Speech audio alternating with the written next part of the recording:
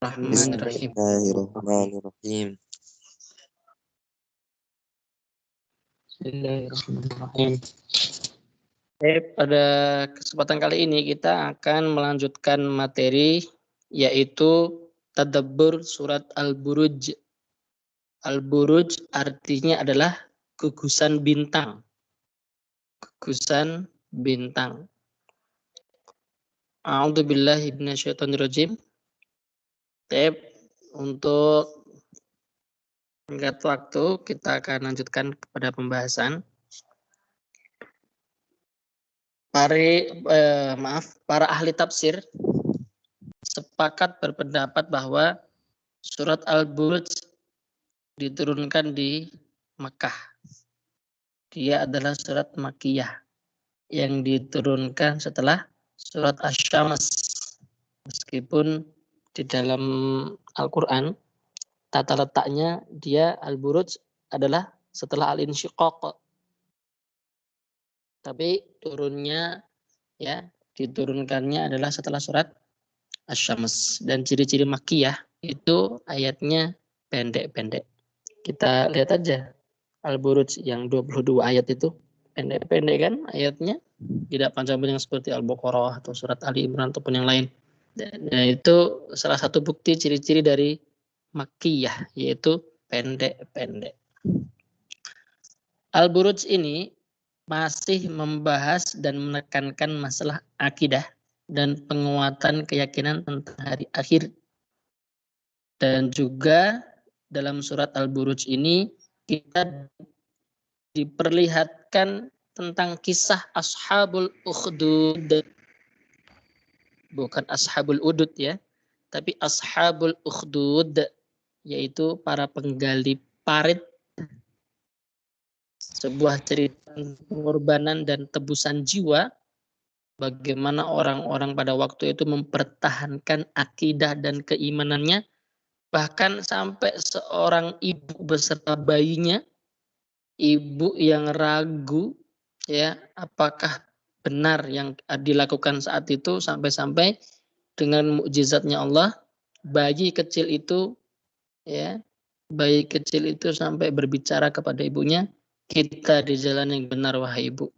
Akhirnya semuanya dibakar di dalam parit.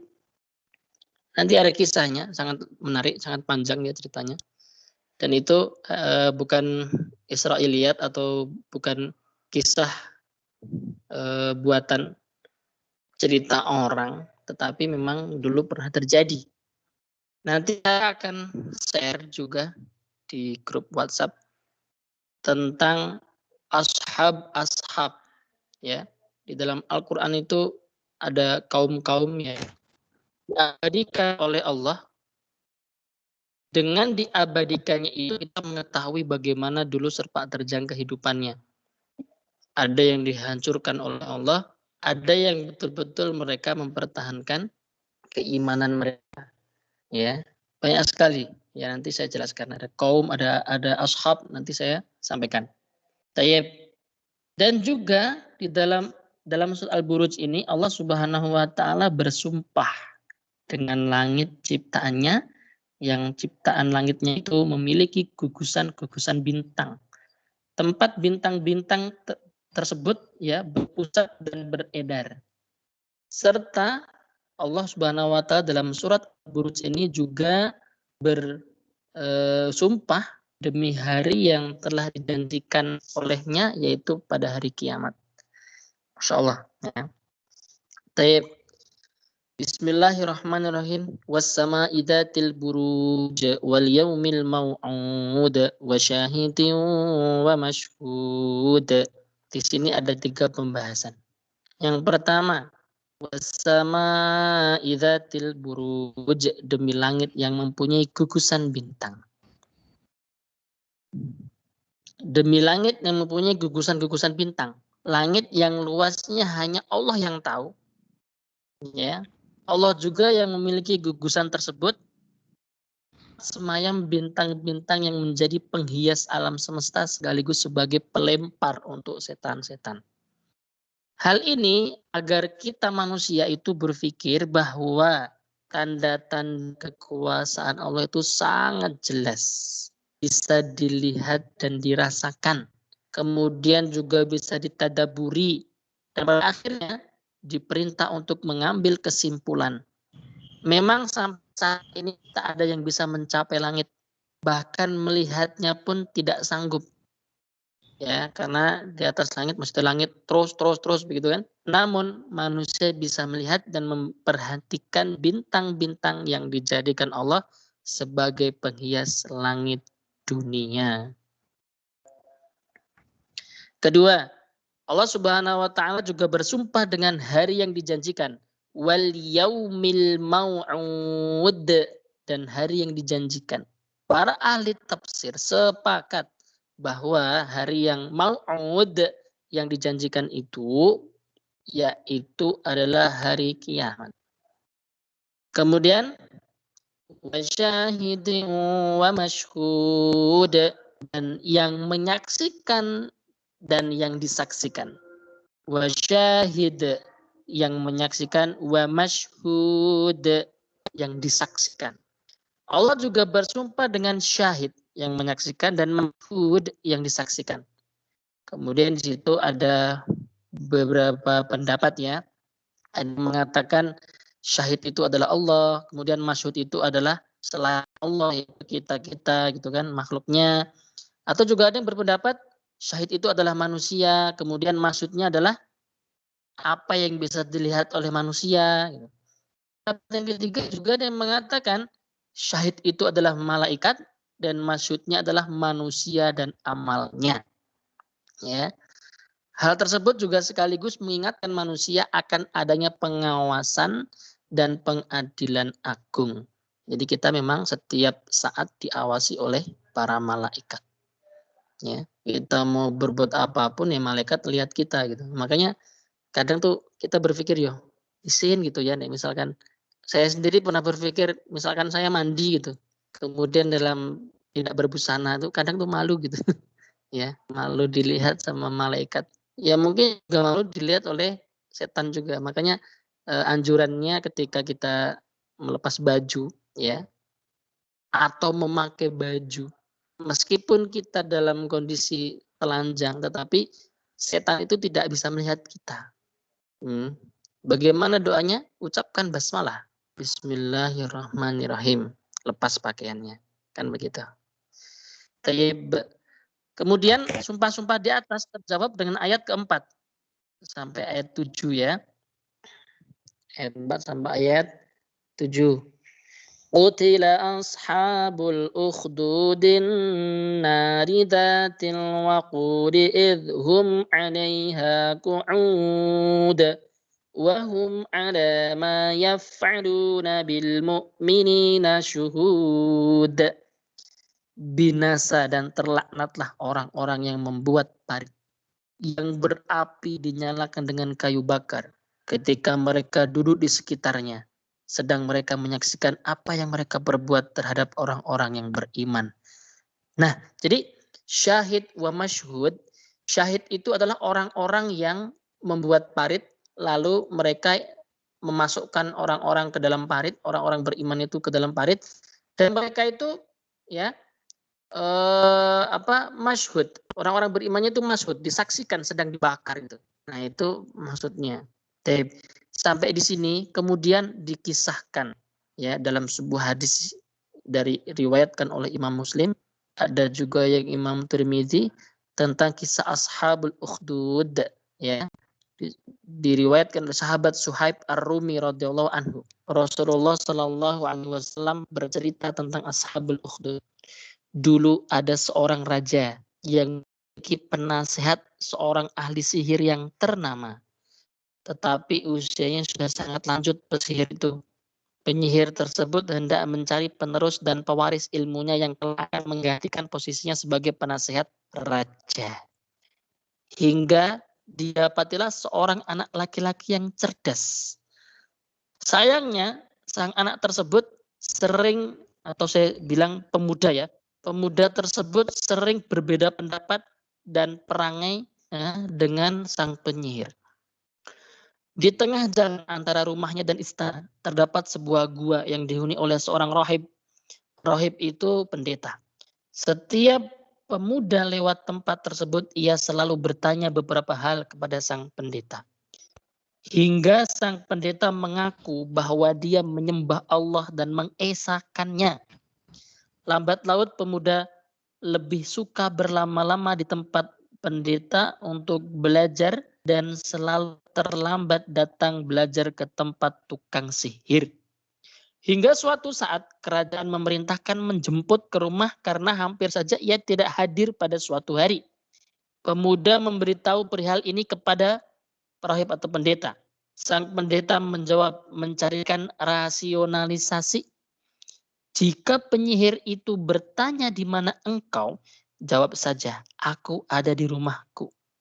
Jika keluargamu menanyakan keberadaanmu, maka beritahu mereka bahwa engkau berada di tempat penyihir.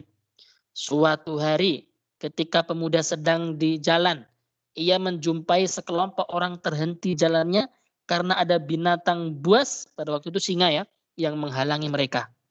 Pemuda segera mengambil batu dan berkata, "Ya Allah, jika yang dikatakan sang pendeta benar, maka izinkan aku membunuh binatang ini. Jika apa yang dikatakan sang penyihir yang benar, maka aku meminta supaya engkau menggagalkanku membunuh binatang ini." Kemudian dia lempar batu tersebut dan binatang itu pun mati seketika. Orang-orang pun terperanjat setelah tahu bahwa pemuda kecil itu yang membunuhnya. Mereka berkata, anak itu tahu suatu ilmu yang tidak diketahui oleh orang lain. Hingga didengarlah oleh seorang pejabat kerajaan yang buta. Ia mendatangi pemuda tersebut dan berkata, jika engkau kembalikan penglihatanku, maka akan aku beri hadiah ini dan itu. Pemuda menjawab, aku tak memerlukan hadiah ini itu dari Anda. Jika aku bisa mengembalikan penglihatanmu, apakah engkau beriman kepada zat yang mengembalikan penglihatanmu? Dia menjawab, iya. Maka sang buta tersebut dapat melihat dan beriman kepada Allah dan juga percaya kepada pemuda. Berita ini tersiar sampai ke kerajaan hingga sang raja marah besar dan membunuhi siapa saja yang mengikuti ajaran sang pemuda tadi. Hingga ditangkaplah sang pendeta dan sang buta yang telah melihat. Mereka berdua dibunuh dengan sadis, yaitu dibelah badannya dengan gergaji. Pemuda yang ditangkap akhirnya dibawa ke atas gunung bersama beberapa tentara kerajaan untuk dilempar dari atas gunung. Namun tak ada yang selamat dari atas gunung kecuali pemuda itu dan ia pun kembali. Sang raja memerintahkan untuk membawa pemuda ke tengah laut untuk dibuang di sana. Badai pun menyerang mereka. Ada yang selamat kecuali pemuda tersebut. Ia kembali lagi. Setiap makar yang dibuat untuk membunuhnya selalu gagal. Akhirnya pemuda berkata kepada sang raja, engkau tak akan bisa membunuhku kecuali dengan menyalibku di depan rakyatmu, kemudian memanahku sambil berkata, Bismillahirrabbilgulam, dengan nama Allah Tuhan anak kecil ini. Setelah disalib oleh sang raja, ya, mengucapkan kata-kata tersebut dengan keras. Panah yang meluncur dari busur sang raja itu pun menancap di tubuh pemuda dan menewaskannya sebagai seorang syahid. Jadi terpaksa ya rajanya itu bilang Bismillahirrabbilgulam. Orang-orang di sekitarnya berkata, pemuda tahu ilmu yang tidak diketahui orang lain. Kita harus beriman kepada Tuhannya. Sang raja murka dan memerintahkan untuk menggali parit dan menyalakan api. Barang siapa yang tak mau meninggalkan agamanya, yaitu agama pemuda itu, maka akan dilempar ke dalam parit yang menyala-nyala.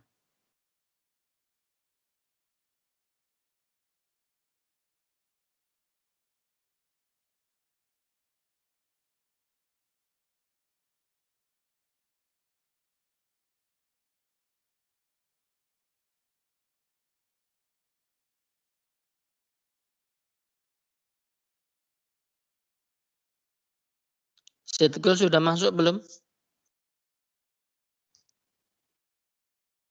Syedgul, halo? Halo. Sudah masuk, Dad. Nge-lag, Dad. Oh ya. Yang penting hatimu nggak nge-lag ya, Le. Lanjut. Sang raja murka dan memerintahkan untuk menggali parit dan menyalakan api. Barang siapa yang tidak mau meninggalkan agamanya pemuda itu, maka akan dilempar ke dalam parit yang menyala-nyala tersebut. Hingga ada seorang ibu yang menyusui anaknya yang sedang ragu-ragu. Sang bayi yang ada dalam buayannya pun berkata meyakinkannya, "Ibu, sabarlah. Sesungguhnya engkau berada dalam pihak yang benar." Akhirnya pun bayi dan ibunya pun ikut jebur. Tetap mengkokohkan imannya, ya, rela untuk dipanggang di parit. Itulah akhi cerita tentang ashabul ukhdud, ya. Jadi luar biasa ya bagaimana orang-orang dulu itu imannya kokoh-kokoh, kuat-kuat. Dan apa namanya, pembakaran sama pembunuhan kaum muslimin ini orang yang beriman. Mereka sebagai gugur syuhada. Dan beliau ini ya adalah Raja Najran. Najran itu ada yang mengatakan daerah Yaman, ya. Ada yang mengatakan daerah Yaman. Juga ada yang mengatakan Najran itu di Habasyah, Ethiopia.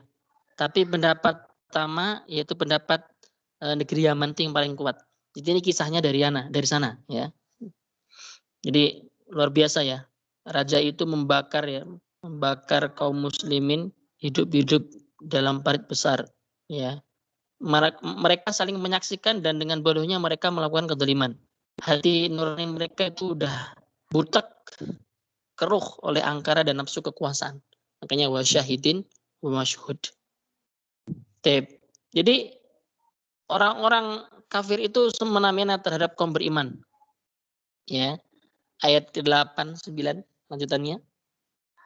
Wa ma naqamu minhum illa ayyuminu billahil azizil hamid alladzi lahu mulku samawati wal ardh wallahu ala kulli syai'in syahid. Dan mereka tidak menyiksa orang-orang beriman itu melainkan karena orang-orang beriman itu, ya, orang mukmin itu beriman kepada Allah yang Maha Perkasa lagi Maha Terpuji, yang mempunyai kerajaan langit dan bumi, dan Allah Maha menyaksikan segala sesuatu. Jadi mereka itu tidak akan menyiksa kecuali ya jika orang itu beriman maka akan disiksa. Kalau misalkan mereka nggak beriman, mereka akan aman. Ya. Terus kemudian cerita Ashabul Ukhdud itu bukan cerita yang baru. Ya. Bukan hal yang baru. Sebelum-sebelumnya termasuk Bani Israel itu juga seperti itu. Mereka mengejar nabinya. Ya, dikasih nabi banyak, dikejar, dibunuh, ya. Dan itu akan seperti itu akan terulang terus sepanjang waktu, akhi. Ya. Akan ada dalam realita kehidupan kita itu tokoh-tokoh antagonis yang mereka itu memusuhi dakwah ini pasti akan ada. Akan ada orang-orang antagonis yang membenci kaum beriman. Ya. Orang-orang kafir yang dengki dan iri, mereka nggak segan-segan berbuat keji dan menyiksa kaum beriman, ya hanya gara-gara apa?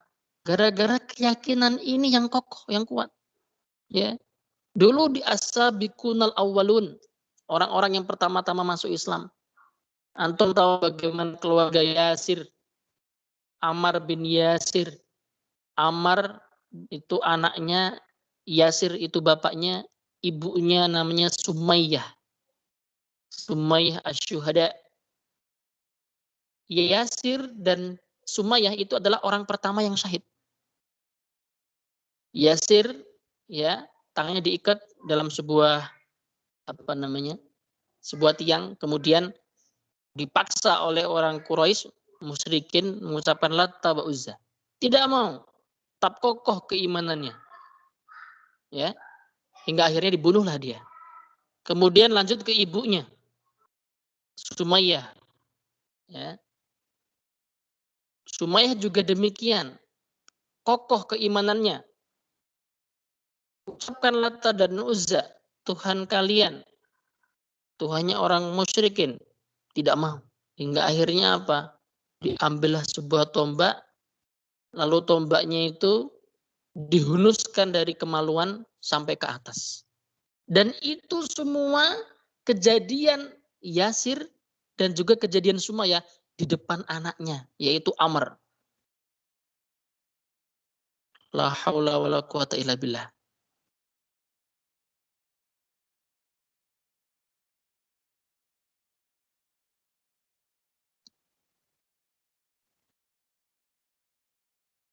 Dakwah Nabi pun juga begitu. Pasca meninggalnya yang terjadinya yaitu dan juga temannya Abu Thalib, akhir menjadi intimidasi musyrik kepada beliau, ya. Beliau di Isra Mi'raj sebelumnya karena diintimidasi lalu berjalan ya menuju ke daerah Taif, ternyata orang-orang Taif juga sudah diprovokasi. Akhirnya apa? Nabi Muhammad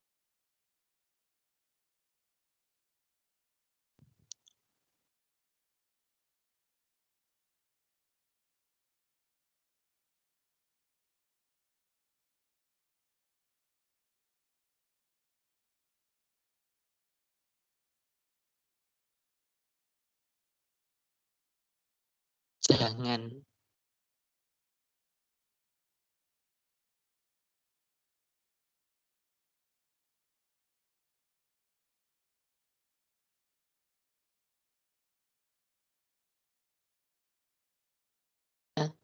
Orang-orang Taif sekarang yang luar biasa keimanannya.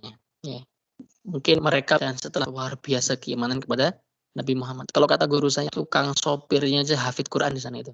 Ya, sopir taksinya aja hafid Quran. Luar biasa. Orang-orang Taif itu. Ya, jadi itu akhi, ya. Kemudian ayat 10, innal ladzina fatanul mu'minina wal mu'minati tsumma lam yatubu falakum adabu jahannam wa lakum adabul hariq.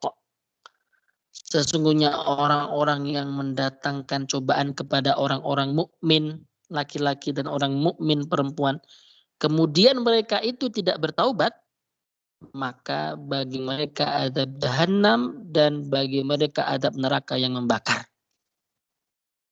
Orang-orang yang semacam itu nanti akan kekal di jahannam dan mereka akan dibakar dengan azab api neraka.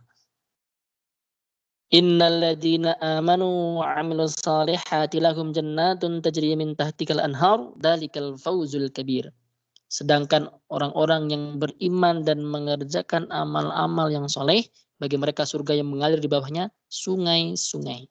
Dan itulah keberuntungan fauzul kabir, keuntungan yang sangat besar.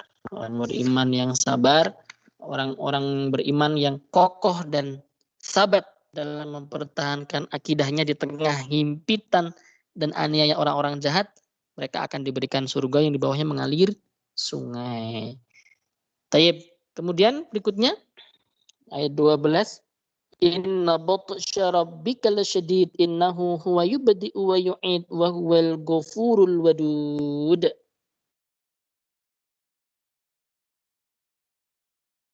Taib. Kemudian di sini disebutkan beberapa karakteristik yang sesuai dengan makom cerita Ashabul Ukhdud serta setting umat Islam pada periode Mekah yang sangat tertindas. Sifat pertama, inna batsya rabbika lasyadid. Sesungguhnya azab Tuhanmu benar-benar keras. Penempatan sifat ini mungkin dimaksudkan sebagai peringatan keras bagi orang-orang zalim. Ya. Kemudian innahu huwa yubdi'u wa yu'id. Sesungguhnya dialah yang menciptakan makhluk dari permulaan dan menghidupkannya kembali. Penguasa hari kebangkitan sekaligus sang pencipta yang tak tertandingi ini, ya, yaitu Allah Subhanahu wa taala sanggup menciptakan apapun dari permulaannya. Kemudian yang ketiga, ya ayat 14. Wa huwal ghafurul wadud. Dialah yang Maha Pengampun lagi Maha Pengasih. Dzul arsyil majid, yang mempunyai arsy lagi Maha Mulia. Tidak ada yang bisa menandingi istana dan singgasananya Allah. Istana serta singgasananya Allah patut dibanggakan oleh Allah. Makanya Dzul arsyil majid, yang mempunyai arsy lagi Maha Mulia. Fa'alul lima yurid.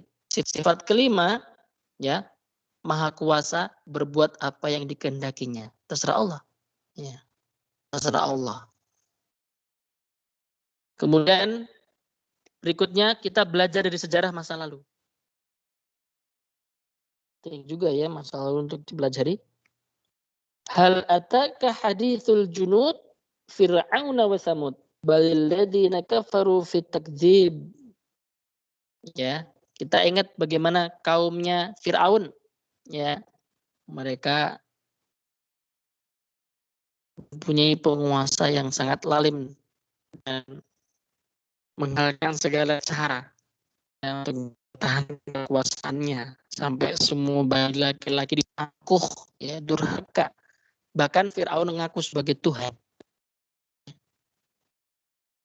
Juga kaum Samud. Kaum Samud itu orang pinter, cerdas, pandai, cerdik. Mereka itu membangun bangunan-bangunan tinggi, hunian, batu-batu dipahat jadikan tempat hunian, dipahat gunungnya, dibentuk gedung raksasa. Ya, tetapi apa? Mendustakan Subhanahu wa ta'ala dan juga mendustakan Rasul. Percaya kepada Allah dan percaya kepada Rasul. Turunlah mereka, dihancurkan Allah Subhanahu wa ta'ala. Ya, dihancurkan Allah Subhanahu wa ta'ala. Kemudian saya lanjutkan. Allahu waraihim muhit bal huwa Qur'anun Majid fi lawhin. Orang-orang yang dimakan di atas sungguh berbuat apa saja, bahkan sangat yakin bahwa hari akhir sebuah tos temik. Kalau kafir nggak percaya, itu cuma kita ya belakang. Karena itu mereka mendustakan hari akhir dan segala hal yang menjadi keniscayaannya, hari kehancuran, hari kebangkitan, perhitungan amal, hisab, pembalasan. Bahkan didustakan mereka itu adalah Al-Quran yang mulia, yang lauhi itu Al-Quran yang mulia sekaligus adalah zaman gimana, nanti matinya gimana, kehidupannya gimana, rezekinya gimana, jodohnya gimana, semua sudah termaktub di Lauhil Mahfuz. Kalau mereka tidak percaya dengan Al-Quran, rasanya mereka juga tidak percaya dengan takdir mereka. Jadi semoga takdir kita yang termaktub dalam Lauhil Mahfuz itu sebagai hamba-hamba Allah yang soleh, juga dirahmati oleh Allah Subhanahu wa ta'ala di dunia maupun kelak di akhirat. Amin ya rabbal alamin. Dengan demikian selesai tafsir surat Al-Buruj. Selebihnya nanti dibaca materinya akan saya share sebagai murojaah materi nanti kalian bisa membacanya. Demikian barangkali yang bisa disampaikan, monggo apabila ada yang ditanyakan bersilakan. Tafadhol.